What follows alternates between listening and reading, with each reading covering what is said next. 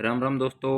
आज का जो हमारा टॉपिक है वो है प्रकाश से रिलेटेड, जो कि एक साइंस का बहुत ही महत्वपूर्ण टॉपिक है।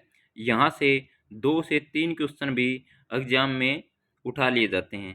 और ये हमारी जो वीडियो है ये हरियाणा ग्रुप डी के लिए जो सीईटी होने वाला है उसके लिए बहुत ही उपयोगी साबित होने वाली है। एसएससी जीडी के लिए बहुत ही उपयोगी साबित होने वाली है। दिल्ली पुलिस के एग्ज़ाम के लिए भी बहुत ही इम्पोर्टेंट क्लास हमारी ये रहेगी। तो दोस्तों बिना किसी देरी के हम शुरुआत करते हैं प्रकाश से रिलेटेड क्वेश्चन। तो सबसे पहला जो हमारा प्रश्न है वो बनेगा, यदि उपयोग में लाया जाने वाला दर्पण अवतल दर्पण है तो आवर्धन का सही सूत्र क्या है? तो सही सूत्र होगा प्रतिबिंब दूरी। क्या होगा दोस्तों? प्रतिबिंब दूरी। उसके बाद जो अगला जो हमारा पॉइंट बनेगा वो है उदय और अस्त। देखिए बहुत ही महत्वपूर्ण क्वेश्चन है। उदय और अस्त होते समय सूर्य का चमकदार लाल रंग होता है, तो ये किस लिए होता है? ये होता है किसके कारण होता है? प्रकाश के प्रकीर्णन के कारण होता है। ठीक है दोस्तों, बहुत ही महत्वपूर्ण क्वेश्चन है जो कि इसके आने के भी चांस लगभग 90 से 100% हैं। उसके बाद अगला जो हमारा क्वेश्चन बनेगा वो है, मानव के अभिनेत्र लेंस के पतला होने पर फोकस दूरी होगी, तो ये क्या होगी भाई? बढ़ जाएगी। क्या होगा दोस्तों? बढ़ जाएगी। लेंस की क्षमता की इकाई, तो ये क्या होती है दोस्तों? ये होती है डायोप्टर। उसके बाद अगला जो हमारा पॉइंट है वो क्या है? एक उत्तल दर्पण सदैव प्रतिबिंब बनाता है, तो ये किस प्रकार का बनाता है? ये बनाता है दोस्तों आभासी। किस प्रकार का बनाता है? आभासी। उसके बाद अगला जो हमारा पॉइंट है वो बनेगा, क्रांतिक कोण में प्रकाश किरण सघन माध्यम से जाती है, तो किस माध्यम में चली जाती है? सघन से विरल माध्यम में चली जाती है। दोस्तों बहुत ही महत्वपूर्ण क्वेश्चन यहाँ से बनेगा। उसके बाद अगला जो हमारा पॉइंट है वो क्या है?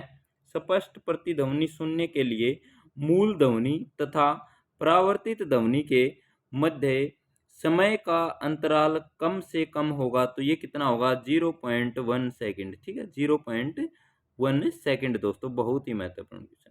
उसके बाद अगला जो हमारा पॉइंट है वो है, दूरदृष्टि दोष वाले व्यक्ति को सुस्पष्ट पढ़ने के लिए पठन सामग्री को रखना पड़ता है, तो ये रखना पड़ता है 25 सेंटीमीटर की दूरी के ऊपर। दोस्तों उसके बाद अगला जो हमारा पॉइंट है वो क्या बनेगा?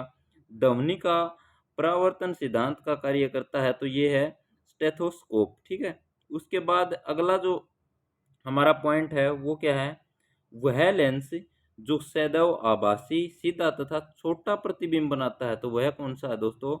अवतल दर्पण। ठीक है। उसके बाद है अगला जो हमारा पॉइंट, अगला जो पॉइंट बनेगा दोस्तों वो क्या बनेगा? वो बनेगा हमारा, समतल दर्पण की स्थिति में आपस में बराबर होते हैं। समतल दर्पण की स्थिति में आपस में बराबर होते हैं आपतन कोण और परावर्तन कोण। दोस्तों ठीक है। उसके बाद है, अभिनेत्र लेंस की फोकस दूरी में परिवर्तन होता है पक्षांबी मांसपेशी की क्रिया के कारण। दोस्तों ठीक है। उसके बाद अगला जो हमारा पॉइंट है वो पॉइंट क्या है? वो हमारा पॉइंट है, सौर कुकर में उपयोग के लिए सबसे उपयुक्त दर्पण कौन सा है? तो सौर कुकर में कौन सा दर्पण का इस्तेमाल हुआ है? तो सौर कुकर में जो दर्पण का इस्तेमाल हुआ है वो है हमारा अवतल दर्पण। दोस्तों कौन सा है? अवतल दर्पण, याद रख लेना। उसके बाद अगला जो पॉइंट बनेगा वो क्या है भाई?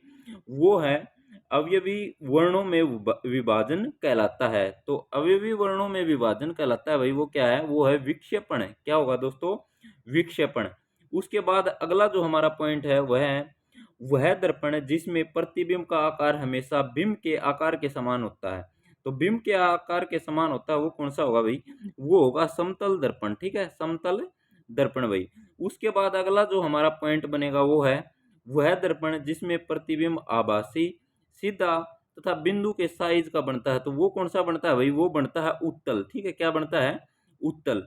उसके बाद है, प्रकाश तरंगे होती हैं, तो प्रकाश तरंगे विद्युत तरंगे होती हैं। ठीक है, विद्युत चुंबकीय तरंगे, ये दोस्तों याद रख लेना। उसके बाद है, प्रकाश वर्ष से संबंधित है, तो प्रकाश वर्ष है वो किससे संबंधित है भाई?